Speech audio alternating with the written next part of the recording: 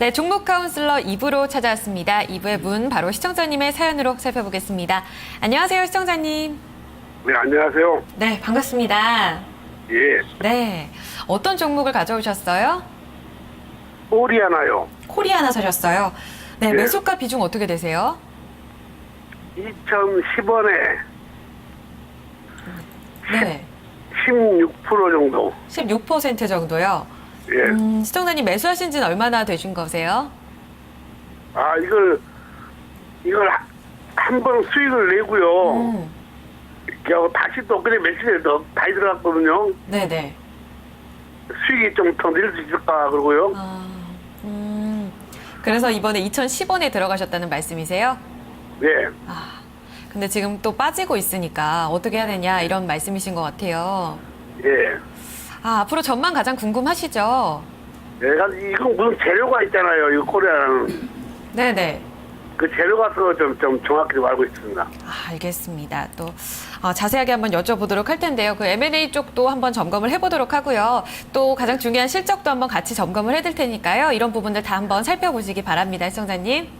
예. 네, 잠시만 기다려주시고요. 저희 오늘 마감가부터 확인하고 돌아오겠습니다.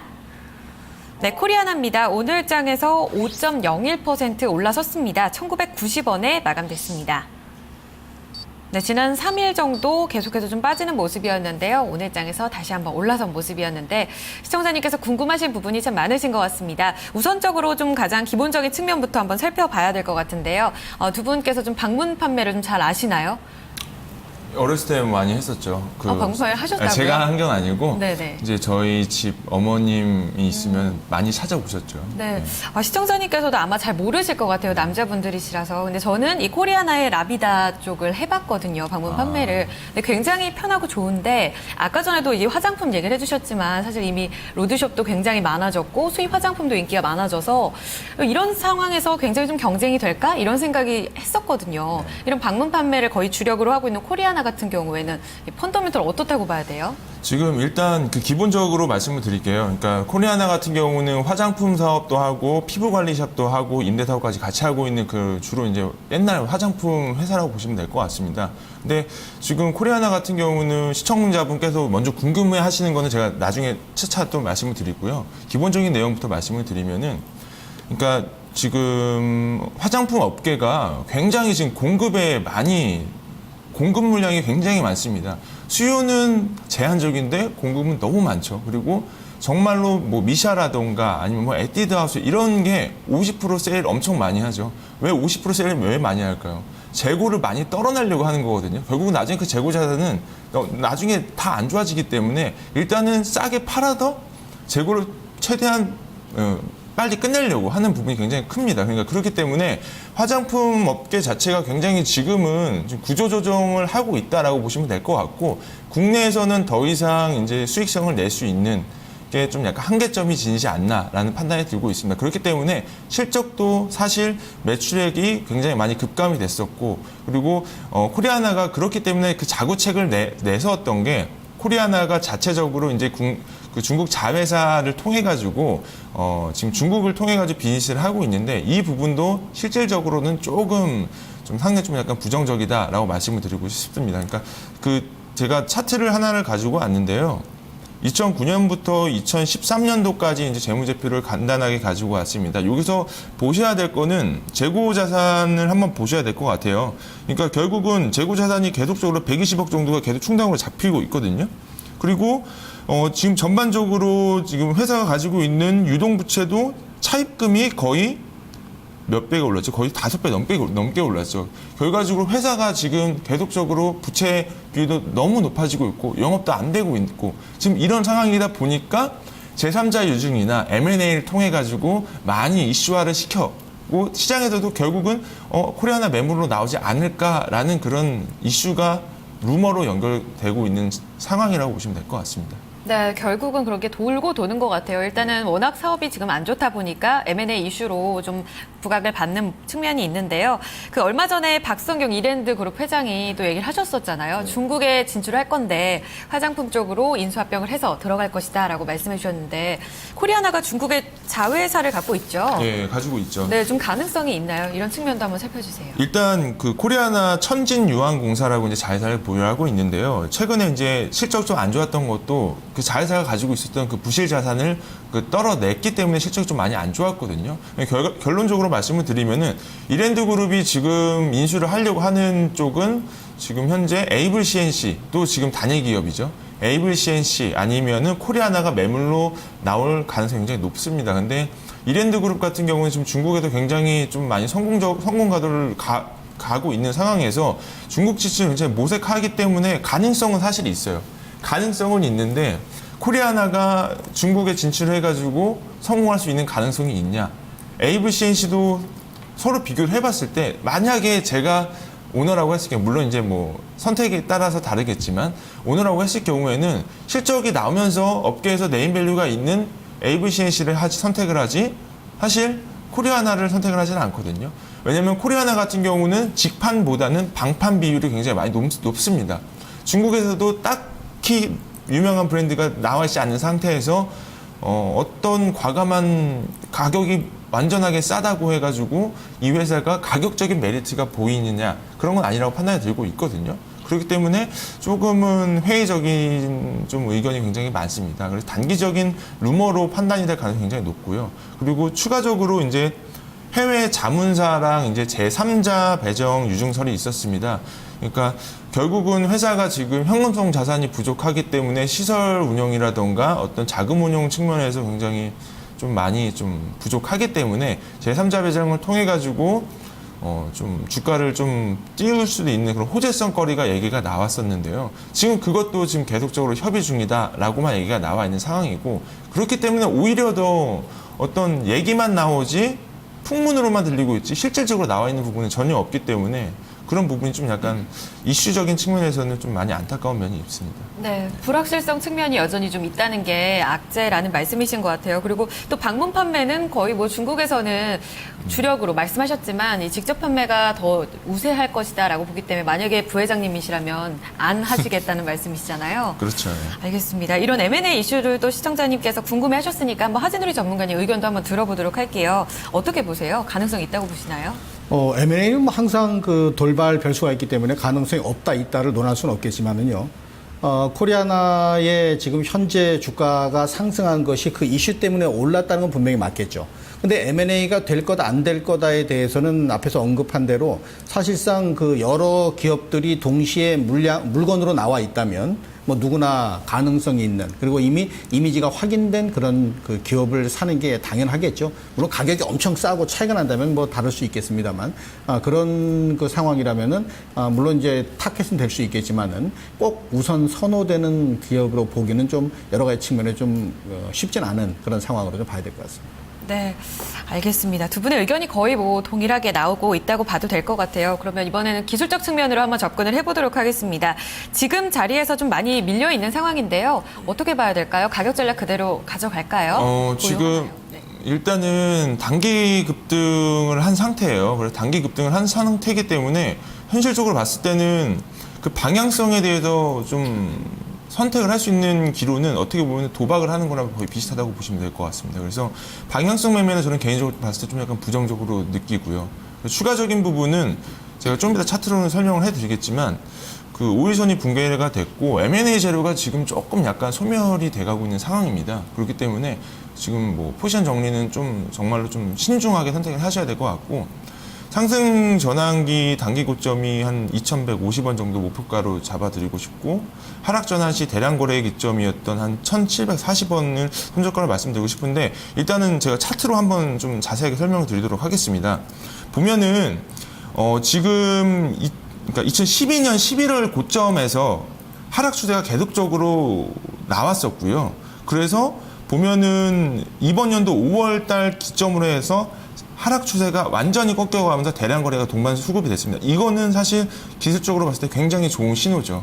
근데 이 신호는 어떤 실적으로 가는 것도 아니었고 그 어떤 뭐 호재성 뉴스도 아니고 어떤 루머적인 부분, 아무것도 증명되지 않았던 부분에 대해서 상승을 하였던 부분이었기 때문에 좀 제가 봐서 조금은 약간 걱정이 되는 상황입니다. 그리고 지금 조금 약간 여기 굳게 보이셔서 좀 보이실지 안 보이실지 모르겠지만 그 보라색 선으로 되어 있는 그 단기 3일 평균도 깨졌고 5일 평균도 깨졌습니다, 지금. 그러니까 단기 급등을 했을 경우에 단기 평에 대한 부분이 굉장히 좀 신뢰도가 높기 때문에 이런 부분에서 지금 단기 급등할 수 있을 때 이동평선이 이미 다 하향으로 다 깨져 있는 상황이기 때문에 그 부분에 대해서는 긍정적이지 못한 시그널이 나왔고요. 그렇기 때문에 일단 시청자분께서는 2,100원 정도대 가격이 들어가셨기 때문에 일단 목표가는 사실 최대한 반등이 나왔을 때 매도를 하는 전략인 그 이틀 전이었던 고점이었던 2,150원 정도 벌어드리고 싶고요. 그리고 손절 가격 같은 경우는 대량 거래 상한가 갔을 때의 시작점이었던 1,740원대를 제시를 해드리고 싶습니다. 네, 지금 자리에서 상승과 하락을 점치기에는 너무 어려운 자리다라고 말씀을 해주셨습니다. 지금 자리 매도로 대응을 하자 2,150원으로 목표가 제시되고 있습니다. 시청자님, 예, 네, 한번 들어봤습니다. 좀 도움이 되셨어요? 예, 잘 알겠습니다. 네, 한번 두 분의 의견 참고해 보시고요. 좋은 전략 세우시길 바라겠습니다. 예, 감사합니다. 네, 시청자님 고맙습니다. 예. 네, 코리아나였습니다. 두 분의 의견 다시 한번 정리해 드릴게요. 네, 지문상 대리 앞서 살펴보셨죠? 투자 의견 매도고요. 그 가격대 2,150원으로 제시되고 있습니다. 손절 가격 1,740원이고요. 하재놀이 전문가 역시 매도로 대응하자 목표가는 2,100원, 손절가는 1,730원으로 제시되고 있습니다. 네, 이어서 게시판으로 가보겠습니다. 문자 참여 5912님께서 남겨주셨는데요. 바른전자를 사셨는데 비중이 50%로 굉장히 좀 높고요. 1,237원에 매수를 들어가셨습니다. 매도를 언제 할까요? 라고 남겨주셨는데요. 오늘 마감가가 1,390원이고요. 3% 이상 밀렸습니다. 하재누리 전문가님, 이 종목이 여러 이슈로 많이 엮이는 것을 봤습니다. 어떻게 집중해서 좀 전략을 세워봐야 될까요? 요 최근 들어서 보면은 위에 꼬리가 많이 달리고 장중 변동폭이 엄청 심합니다. 이 장중 변동폭이 심하다는 것은 두 가지 측면입니다. 공격적으로 매수를 하고 매도하는 사람들이 장기적으로 가져갈 투자자는 분명히 아니다. 그러니까 장기성을 가지지 않은 투자자들이 시장에 들어와 있는 종목이 나는 물렸는데 좀 기다려봐야지 이렇게 되면은 항시 그 가격까지 안 오고 그 앞에서 얼쩡대다 밀리는 그런 상황이 많거든요. 그럼 지금 오늘 그 약세로 마감이 됐습니다만 오늘도 사실은 그 장중 변동폭이 큰 거예요. 근데 전고점 언저리에 왔기 때문에 분명히 클 겁니다. 근데 이 종목 같은 경우는 뭐 다른 거를 배제하더라도 수급적인 면에서 봤을 때 개인들만 잔뜩 산다는 건 분명히 알 수 있거든요. 뭐 기관은 개입하지 않고 외국인이 샀다 팔다 하는데 개인들은 잔뜩 산다. 그럼 분명히 물려있는 투자자들이 나오게 돼 있습니다. 그럼 물리는 가격은 대부분 장중 올라간 가격에 물리게 돼 있거든요. 그렇다면 지금 이 화면만 보더라도 대략적으로 작년 한 10월, 11월 또 올 4월 달까지 5월 달까지 보게 되면 지금 이 가격권대가 거래가 집중된 가격권입니다. 이 집중된 가격권에서 누가 사서 끌어올릴 거냐. 개인이냐, 기관이냐, 외국인이냐. 개인은 빼야 되겠죠. 기관과 외국인의 매수 수급이 없다면 어떠한 재료 이슈도 논리적으로 성립하기에 힘이 붙입니다. 그렇다면은 뭐 결론적으로 나왔을 때 1,500원 선 위로 올라가는 것은 지금 이 시점에서는 쉽지 않다. 그렇다면은 당연히 뭐 1,450원, 1,500원 그 사이 가격권대는 우리가 단순하게 봤을 때 매도 가는 가격권대로 보시는 게 맞는 전략이 될 수밖에 없을 것 같습니다. 네. 매도로 좀 빨리 나와야 하는 이유를 설명해 주셨습니다. 장중 등락폭이 일단은 많다는 거, 크다는 것 자체가 좀 불안정한 요인이다라고 말씀해 주셨는데요. 이런 전략도 한번 참고를 해주시기 바랍니다. 바른전자 살펴봤고요. 이어서 다음 종목 또 시청자님 전화로 만나보겠습니다. 시청자님 안녕하세요. 예, 안녕하세요. 네, 반갑습니다. 네. 네, 전화 주셨는데 어떤 종목 궁금하신가요? 태웅이요. 태웅 사셨어요? 네네. 네, 매수가가 얼마신가요? 31,000원에 30%나 돼요. 31,000원에 들어가셨어요? 예. 네, 알겠습니다. 시청자님 네, 얼마 전에 들어가신 건가요? 지난해에 들어가신 건가요? 예. 지난해 8월쯤에 들어간 것 같아요. 오래되셨네요. 예. 원래 좀 장기적으로 들고 가실 생각이셨어요? 그렇지 않은데 이게 자꾸 떨어져서 못 팔고. 예상치 않게 좀 들고 계신 상황인데 비중도 30%입니다. 좀 중간에 좀 줄이지도 않으셨던 것 같아요. 예, 실적도 좋게 나왔다고 그러길래, 반등 오겠지 했는데, 실적이 좋게 나왔는데도 계속 떨어져갖고. 네네. 일단은 좀 빠졌던 이유를 살펴봐야겠네요. 예. 알겠습니다. 그런 부분 살펴보고요. 시청자님 좀 여유는 있으시다면 길게도 가져가세요. 네네. 알겠습니다. 장기적 전망까지 한번 짚어보도록 하겠습니다. 네. 자, 두 분 중에 어느 분의 진단을 좀 들어볼까요? 하재누리 전문가님이요. 네, 전문가님. 네, 시청자님 안녕하세요. 예, 안녕하세요. 손해를 많이 보셔서 좀 속 상하시는 그런 종목이 돼버렸네요. 예, 속상해요. 그러시죠. 근데 지금 말씀하신 대로 실적이 좋게 나왔어요. 1분기 실적도 한 120% 정도 올라갔잖아요. 실적이. 근데 못 예. 올라갔죠. 근데 주가는. 예. 근데 아까도 잠깐 다른 종목에서 말씀드렸지만 어떤 빌미거리나 어떤 이슈거리가 있어도 누가 안 사주면 못 갑니다. 근데 태움 같은 경우는 안 사주는 게 아니라 팔고 있거든요. 그러다 보니까는 뭐 실적이 좋으네 뭐네 이런 것들이 전혀 이제 이슈화 되지 못하는 상황인데 사실 올해 1년 놓고 보면은 이 회사 EPS 좋아집니다. 작년보다. 그러니까 우리가 그 어떤 기업을 평가할 때 많은 뭐 EPS도 있고 ROE도 있고 많은 지표를 갖다 붙입니다만은 뭐니 해도 돈을 많이 버는 게 기업은 최고의 가치죠. 그럼 EPS라는 게 한 주당 니네 얼마씩 벌었니? 이렇게 물어보는 지표인데 그거 분명히 올해 좋아질 것 같거든요. 근데 문제는 이 태웅이라는 회사가 알고 계시겠지만은 풍력 관련된 부분이 전체 매출의 40%가 넘어요. 그러니까 풍력 관련된 부분이 이슈가 안 되면 다른 플랜트 관련된 뭐 기계 관련된 거에 돈을 벌어도 다른 것들이 이 풍력 관련된 부분을 커버 못하면 소용이 없는 상황인데 물론 이제 풍력 관련된 부분은 정책적인 면도 있고 많이 있겠습니다만은 그 얘기 암만 해봐야 소용없는 거고요. 지금 현재 태웅이라고 하는 이 기업의 주가 하락의 요인은 외국인 기관이 파는 거. 이게 요인입니다. 걸림돌입니다. 그렇다면은 파는 이유가 있을 거예요. 파는 이유가. 아까 분명히 제가 올해 EPS 좋아진다 했는데 왜 팔까? 아마도 풍력 관련된 시장에 대한 기대감, 또 플랜트 시장에 대한 기대감에서 이 태웅이라는 기업이 차지하는 그런 그 파워가 좀 강해지지는 못할 것 같다. 이런 생각을 하고 있다고 저는 생각하거든요. 그래서 시청자님이 좀 속 상하시지만 제가 볼 때 이 태웅을 물론 연말까지 가져가면 사신가격권 갈 수도 있습니다. 충분히 가능성도 있는데, 혹시라도 또 제 높아시면 혹시라도 많이 떨어졌으니까 조금 더 사서 단가 낮춰야 되겠다. 이렇게는 하지 마시고요. 지금 이 시점에서 저는 전략을 세워드릴 때 사신 가격권을 일단 덮어놓고 내가 산 가격, 물린 가격을 자꾸 전제조건 하면 전략이 안 세워지니까요. 지금 이 화면 좀 잡아주시면 시청자님 보실 수 있게 여기 좀 보시게 되면 이거 제가 이제 시청자님 사신 가격권 보이려고 길게 뽑아놨거든요. 근데 여기에 거래가 제일 많이 돼 있습니다. 26,000원, 27,000원에 너나 나나 다 사서 다 물려 있어요. 물론 시청자님 조금 높은 가격에 사셨지만 그러면 이 가격으로 돌아갈 때 과연 물려있는 투자자들이 안 팔겠냐? 팔 거란 말이죠. 그렇다면은 시청자님도 좀 냉정하게 절반은 연말까지 그 EPS 좋아진다니까 그거 믿고 가져가 볼 수 있는데 절반 정도는 팔아서 현금화 시켜서 다른 종목에서 여기서 손해본 걸 커버하는 전략을 세우셨으면 좋겠어요. 그 가격은 27,000원이 매물대 중심이기 때문에 거기 말고 26,700원 정도를 생각해서 지금부터 한 5,000원 정도 올라가면 거기서 일단 절반 정도는 팔아서 손해 보시는 거지만 다른 쪽에서 손실을 만회할 수 있는 그리고 나머지 절반이 연말 가서 EPS 좋아지는 것에 따라 주가가 올라간다면 다른 것에서 커버하고 여기서도 원위치가 되면은 그러면 계좌는 조금 더 플러스가 될 수 있거든요. 그러니까 그리 전략을 좀 세우셨으면 좋겠습니다. 네, 시청자님. 네네. 많이 고민이 되실 것 같아요. 좀 생각을 해보시고 계신가요? 지금 이 종목이 신용 비율이 많은가요? 한번 여쭤보도록 하죠. 전문가님 많은가요, 지금? 지금 요게 그 신용이 요새 계속 늘어요. 싸니까 주가가. 싸니까 해서 지금 신용이 최고가입니다. 최고가.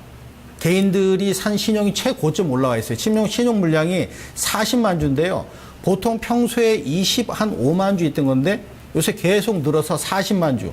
요새 하루에 계속 늘어나요. 그럼 이건 주가가 올라갈 때 싸게 샀으니까 무조건 팔 거란 말이에요. 매물화 될 거예요. 잠재 매물. 그것도 분명히 수급에서는 악재입니다.